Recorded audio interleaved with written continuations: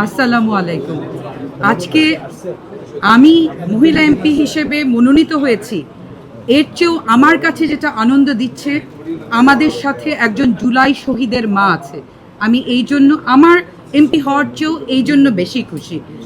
এবং আমি ধন্যবাদ জানাতে চাই জামাতি ইসলামী নেতৃত্বাধীন 11 দলীয় জোটের এই সিদ্ধান্তকে, যারা যেখানে দেশের মানুষ একটা অস্বস্তিকর পরিস্থিতিতে আছে, দ্বিধা বিভক্তি, সেখানে এই 11 দলীয় জোট প্রমাণ করল একটা ঐক্যের এবং ঐক্যের বার্তা দিল। যেই মনোনয়ন দেওয়া হয়েছে, এখানে শুধু জামাতে ইসলামীর অত্যন্ত যোগ্য নারীরা নেই, এনসিপির নারীরা আছে, খেলাফত মজলিস আছে, জাতীয় গণতান্ত্রিক পার্টি জাগপা আছে এবং একজন শহীদের মা আছে।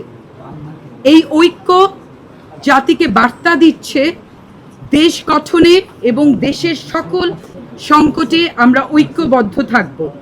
আমি ধন্যবাদ জানাতে চাই এই 11 দলীয় ঐক্য জোটকে। আরেকটি কথা বলবো, যেই জুলাইয়ের উপর দাঁড়িয়ে আজকে আমরা এখানে স্বাধীনভাবে কথা বলতে পারছি এবং দেশের 70% মানুষের রায় যেখানে গণভোটের, সেই রায় বাস্তবায়নের জন্য আমরা ঐক্যবদ্ধভাবে কাজ করব। দেশের মানুষের জনকল্যাণে আমরা ঐক্যবদ্ধ থাকবো ইনশাআল্লাহ।